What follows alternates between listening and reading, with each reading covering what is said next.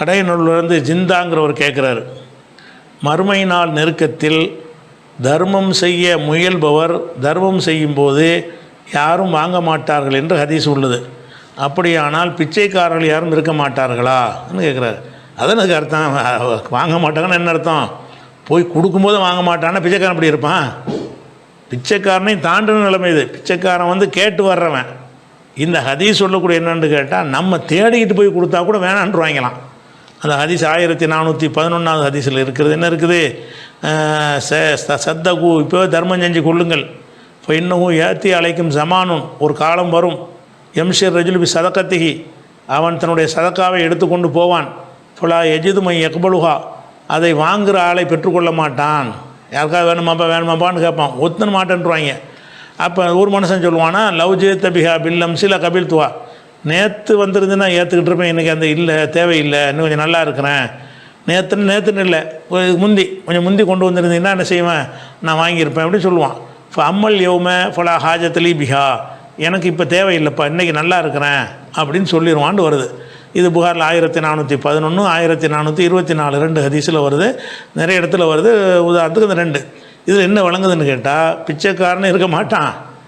அது போக வந்துக்கிட்டு நம்ம போய் வழியை போய் கொடுத்தாலும் வாங்கிக்கிடுவாங்க அன்பளிப்பா, அவங்க கூட வாங்க மாட்டானான், வேணான்றுவாங்க. இப்போ பொருளாதாரம் தாறுமாறாக குவியக்கூடிய காலம். இப்போ தாறுமாறாக தானே இருக்குது.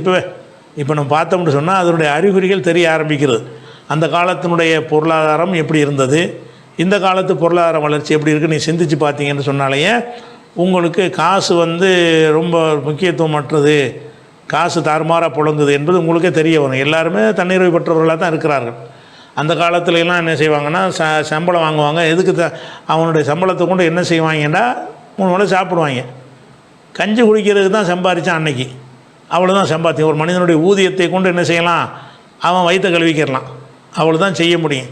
அதை தவிர அவனுக்கு வாங்குறதுக்கு வேறு ஒன்று சாமான்லாம் கிடையாது. அது அவ்வளோதான் அவனுடைய அவனுக்கு தான் ஊதியமே அவனுக்கு கிடைக்கும்.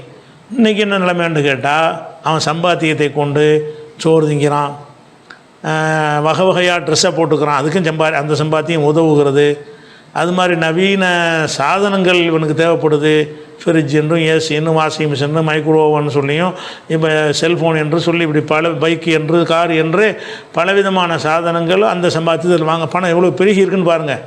அன்றைக்கி சோத்துக்கு தான் ஒரு மாதம் உழைச்சான்னு சொன்னால் 1 மாதம் சோறு திங்க முடியும், அவ்வளோதான் பணப்புழக்கம் இருந்துச்சு. இன்றைக்கி இவ்வளோ என்னென்னு கேட்டால், 1 மாதம் வேலை செஞ்சுட்டு கார் வாங்குகிறான், 1 மாதம் வேலை செஞ்சு பைக் வாங்குகிறான், 1 மாதம் வேலை செஞ்சு என்ன செய்கிறான், சின்ன ஃப்ரிட்ஜுன்னு அதுன்னு பல விஷயங்களுக்கு சம்பாதிக்கிறான். அப்போ சம்பாதிக்கிற அளவுக்கு பணம் பெருகிக்கிட்டு போகுது. தாறுமாறாக வரக்கூடிய நேரத்தில் வந்துக்கிட்டு, அப்போ நீங்கள் கொடுக்குற ஒரு 100 ரூபாயெலாம் ஒருத்தனுக்கு கொடுத்தோம்னா இப்போ கூட வேணான்னு சொல்ல இருப்பான், பெரிய தொகைன்னா ஒருத்தன் வாங்கிக்கிடுவான். இன்றைக்கி போய் அதிகமான மக்கள்கிட்ட இருந்தாங்க 100 ரூபா வச்சுக்கிறோங்கண்டா, போட 100 ரூபா நான் கொடுப்பேன்டான்னு சொல்கிறோன்னா இல்லையா? இன்றைக்கி இந்த காவாசி நிலை இருக்கத்தானே செய்கிறது. கொடுக்குற தொகை 1 லட்ச ரூபா கொடுத்தீங்கன்னா எல்லோரும் வாங்கிக்கிடுவான். நீங்கள் 100 ரூபா எடுத்துக்கிட்டே இவரோட கதவை தட்டி போனீங்களா, 100 ரூபா எனக்கு என்னத்துக்கு, நான் கொடுப்பேன்டா 1000 ரூபான்னு கேட்பானா இல்லையா? இன்றைக்கி எப்படி இருக்குது? அன்றைக்கி 10 காசு கொடுத்தாலும் வாங்கிக்கிடுவானே. அன்றைக்கி 10 பைசா கொடுத்தாலும் அது கெஞ்சி வாங்கக்கூடிய ஒருத்தன் இருந்தான். இன்றைக்கி பிச்சைக்காரன் 5 ரூபா கொடுத்து வாங்க மாட்டேங்கிறாங்க. பிச்சை எடுத்து வரான், 5 ரூபா கொடுத்து தூக்கி போட்டு போயிடுறான், இது ஒரு காசான்னு கேட்குறான். அப்போ இன்றைக்கும் உள்ள நிலைமையில் நம்ம செய்யக்கூடிய தர்மம் சின்ன தர்மமாக இருக்கும் என்று சொன்னால் வேணான்னு சொல்லக்கூடியவன் இன்றைக்கி உண்டாகிவிட்டான். ஏன்னு கேட்டால் அவன்கிட்ட அதை விட ஜாஸ்தியாக இருக்கிறது. எதை வாங்கிக்கிறான்னு கேட்டால், லட்சங்கள் பல்லாயிரங்களாக இருந்தால் என்ன செய்கிறான், வாங்கிக்கிறான். ஒரு காலம் வரும் 1000 கூட ஒரு சின்ன தொகையாக போயிடும், 1000 கொடுத்தா வாங்க மாட்டான், இன்னும் கொஞ்சம் பணம் பெருகி போயிடும். அப்போ ஒரு 10,000 இதெல்லாம் ஒரு காசோட போடான்னு போயிடுவான், அவனுக்குதா. அப்புறம் இன்னும் கொஞ்சம் காலம் வரும், 1 லட்ச ரூபாலும் இப்படி காசாவே தெரியாது. இந்த வளர்ச்சியுடைய அமைப்பு வச்சு பார்க்கும் பொழுது இந்த நிலை வருவதில் நீ ஆச்சரியப்பட தேவையில்லை. இன்றைக்கே வந்துருச்சு, சின்ன தொகைகளுக்கு வந்துருச்சு. சிறிதளவான தர்மத்தை வாங்குவதற்கு மக்கள் தயாராக இல்லை, வேணான்ற அளவுக்கு இருக்கிறது. நாளைக்கு அது பெரிய அளவான தர்மத்தை நோக்கி வரும் என்பது தான் அதுக்கு அர்த்தம்.